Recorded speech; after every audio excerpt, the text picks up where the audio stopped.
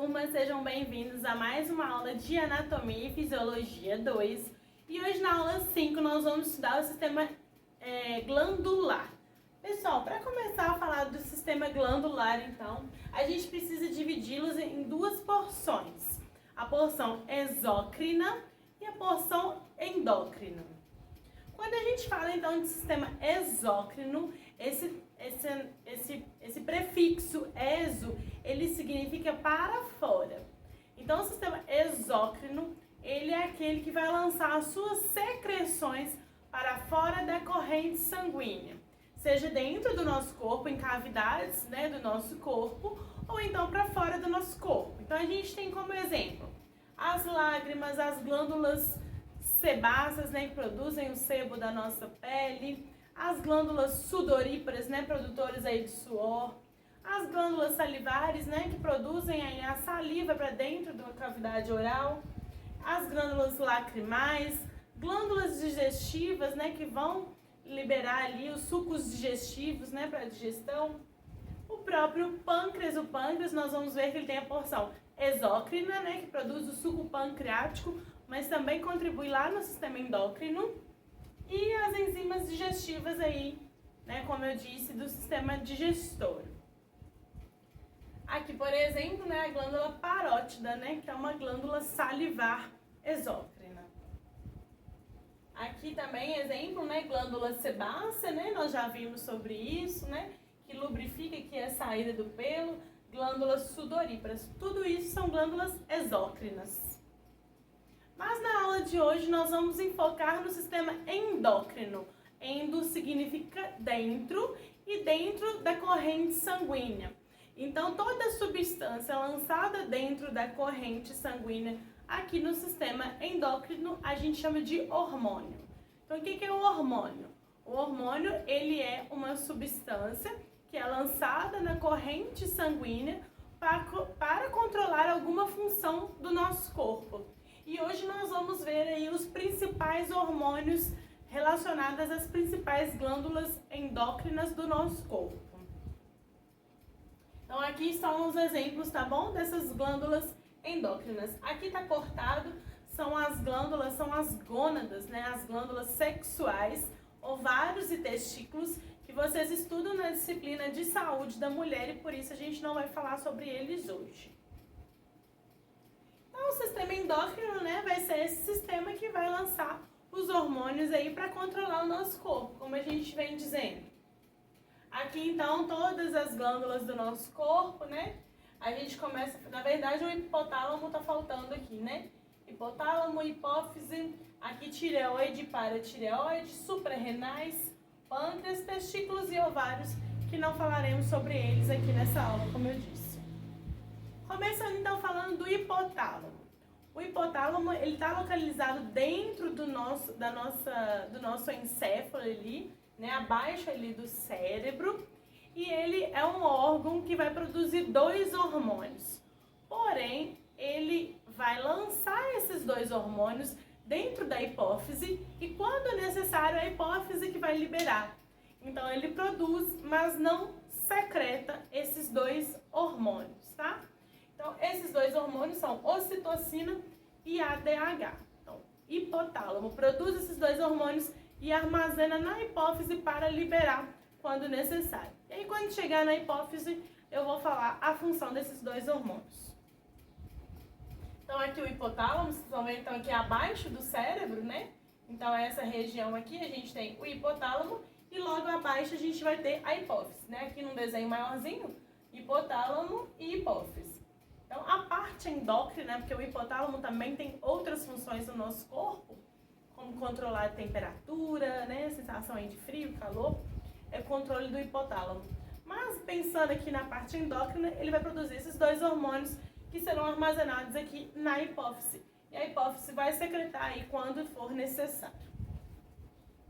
Então, falando já da hipófise, ela é esse órgão bem pequenininho aí, pesando cerca de meia grama, bem pequenininho, tá ali debaixo do hipotálamo, e aí ela vai ter duas partes, a porção anterior e a porção posterior.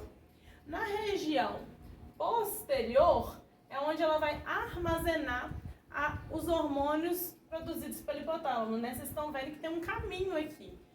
A ocitocina e o ADH produzidos pelo hipotálamo serão armazenados na hipófise posterior, enquanto a hipófise anterior vai produzir e secretar os seus próprios hormônios. Esses são os hormônios produzidos pela hipófise anterior. Vou falar um pouquinho de cada um deles. Hormônio adrenocorticotrófico. Vocês vão ver que tem uma glândula chamada de adrenal ou suprarrenal. É uma glândula que está em cima do rim. Esse hormônio, né, ACTH, ele é adrenocorticotrófico. O que significa isso, né? Esse termo trófico, né, tem a ver com crescimento, desenvolvimento. Então, esse hormônio nada mais é que um estimulante da adrenal. Mas que parte da adrenal? Na parte cortical. Então, vocês vão ver que a glândula adrenal, ela tem a região da medula e a parte do córtex, que é a parte de fora. E lá a gente vai ter produção de hormônios. O ACTH vai estimular o córtex da adrenal a produzir os seus próprios hormônios. Essa é a função do ACTH. Hormônio tireoestimulante, TSH. Normalmente, quando a gente dosa esse hormônio, né, no sangue, vai fazer um exame de sangue, a gente dosa eles e dosa os hormônios da tireoide. O que ele faz? Ele estimula a tireoide a produzir os seus próprios hormônios, T3 e T4. Então, o TSH, hormônio tireoestimulante, estimula a tireoide, que é uma outra glândula, a produzir os seus hormônios. Hormônio do crescimento, também chamado de GH, esse G vem de grow, né, no inglês. Esse hormônio é para o crescimento. Então, desde a nossa infância, a gente tem altos níveis desse hormônio, né, para crescimento, tanto de estatura, quanto de tamanho dos órgãos, quanto também de regeneração, né? Então, esse hormônio, ele vai atuar nessas ocasiões. Aí a gente tem ele ao longo da vida, a gente vai reduzindo a quantidade dele. Hormônio folículo estimulante, FSH. Vocês devem falar desse hormônio lá na disciplina de saúde da mulher. O que ele faz? Estimula o folículo. O que é o folículo? É lá dentro do ovário, né, da mulher e também lá dentro do testículo no homem, para estimular as células reprodutoras a se desenvolver. Hormônio luteinizante, LH. É o hormônio também que vai atuar nas gônadas feminina e masculina ali, estimulando produção de outros hormônios e também aqui no desenvolvimento do corpo lúteo na mulher, né? Aí está relacionado aí com produção de progesterona e de testosterona. Mas vou deixar isso para vocês estudarem na disciplina de saúde da mulher. Quero que vocês saibam que FSH e LH são hormônios produzidos pela hipófise, mas que vão atuar lá nas gônadas feminina e masculina. Então, vocês estão vendo que, de forma em geral, a hipófise ela faz o controle de outras glândulas, né? Então, por isso ela é muito importante. Além do hormônio do crescimento aqui, que ela mesma vai atuar sozinha, não é sobre outra glândula. Prolactina também é um hormônio que já é o hormônio ali prontinho para atuar, que é o hormônio para a produção do leite, tá bom? Tem pequenas quantidades no homem, né? Mas importante nas mulheres, sobretudo durante a gestação e após, né, o parto, a gente vai ter elevadas quantidades de prolactina, que é o hormônio da produção do leite. Na região posterior da hipófise, então, como eu disse, o hipotálamo vai produzir esses dois hormônios, mas eles serão secretados pela hipófise. Só fazer um parênteses aqui agora, porque eu fui falar a palavra e quase errei. É diferente eu falar de secreção e excreção. Excreção vem de coisas que eu quero eliminar do meu corpo. São excretas, coisas para ser jogadas fora. Por exemplo, na urina a gente tem excretas, que eu quero eliminar do corpo. Secreção são substâncias que o meu corpo produz para serem utilizadas. Então, aqui eu secreto, tá bom? Os hormônios eles são secretados. Então, ocitocina e o hormônio antidiurético serão secretados pela hipófise posterior. Ocitocina, vocês vão falar mais sobre ela também na disciplina de saúde da mulher. né, sobretudo na saúde da mulher 2, porque é um hormônio muito importante no parto, mas é um hormônio que a gente já tem. Vocês vão ver que ele é chamado de hormônio do amor.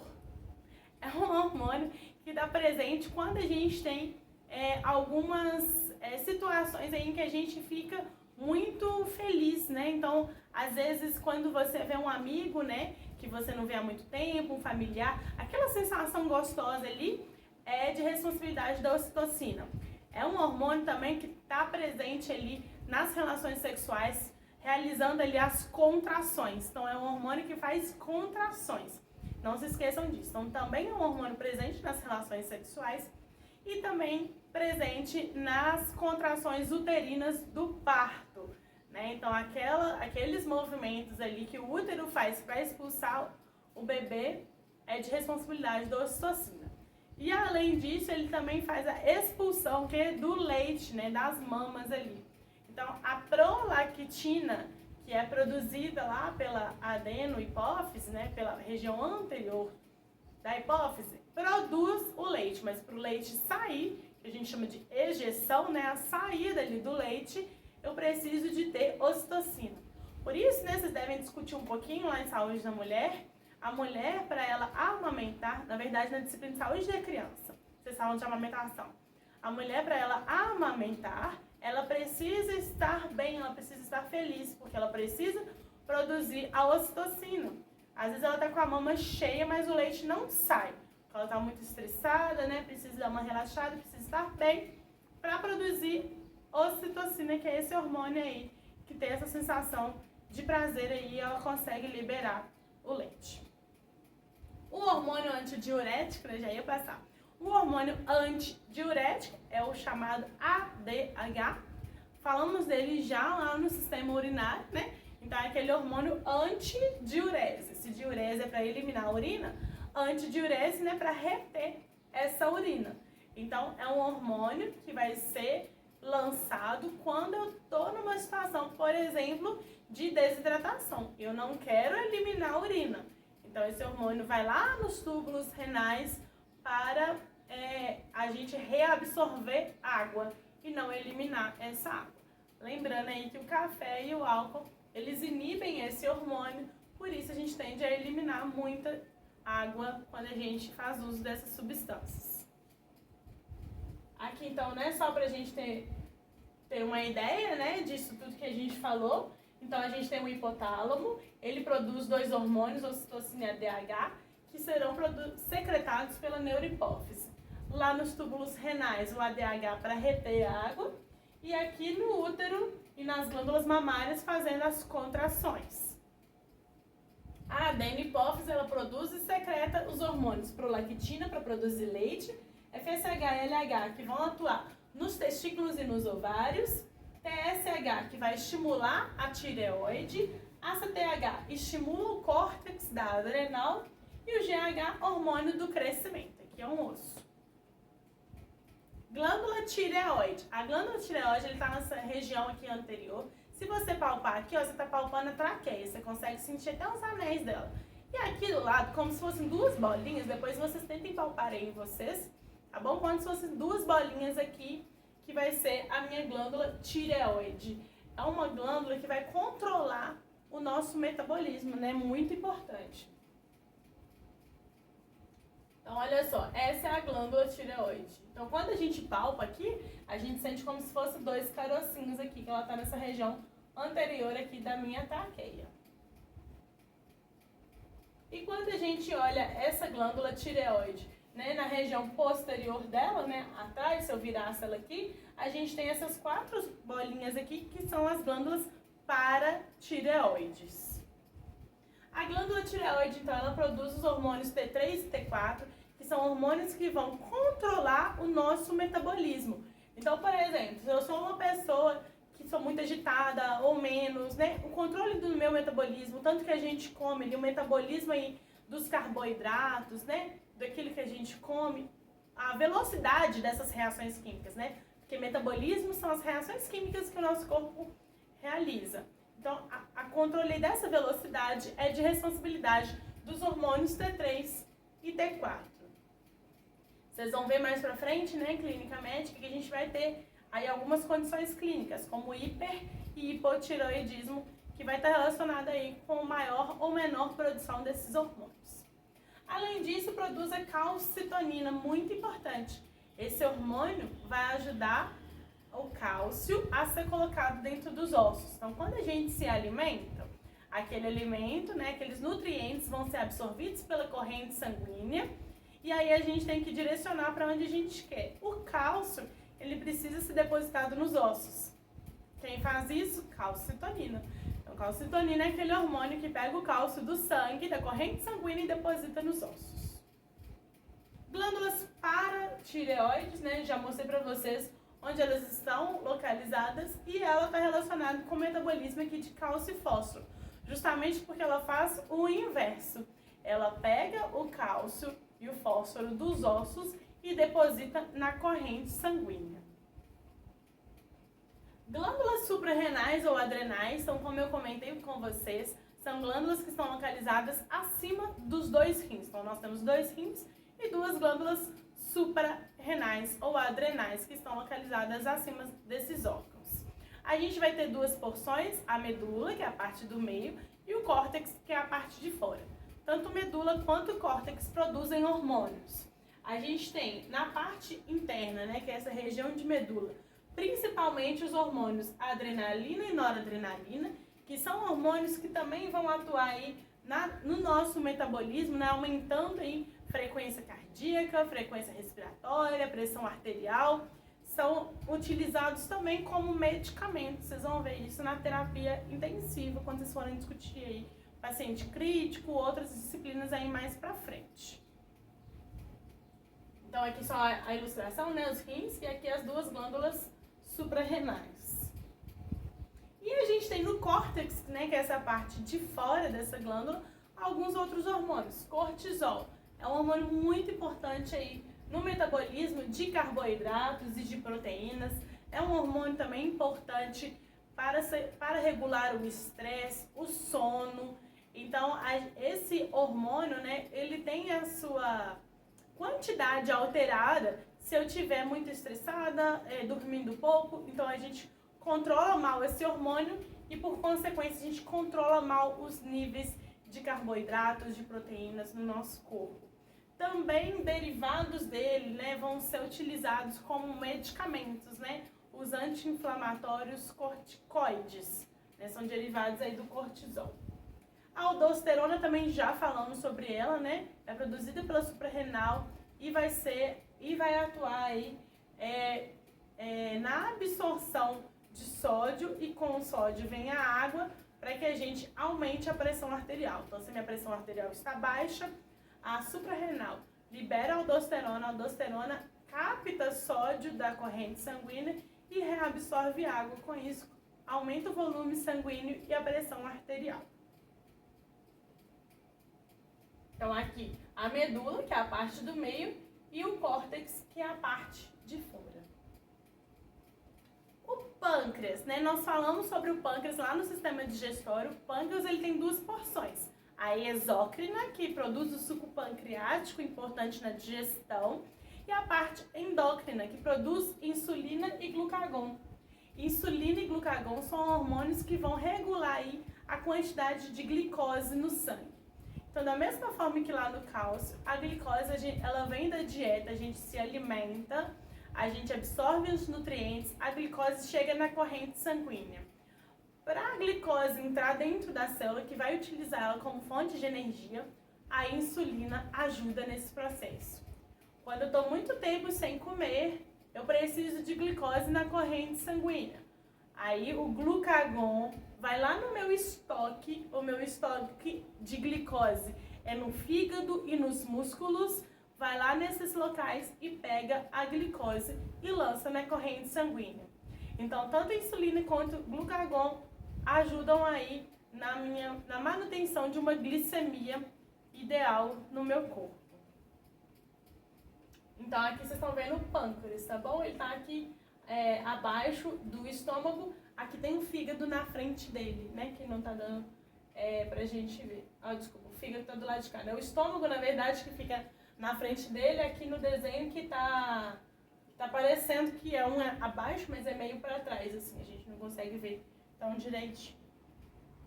Então a gente termina aqui a nossa aula de sistema glandular, né, da parte endócrina, né, sobre os hormônios, e na próxima aula falaremos sobre o exame físico.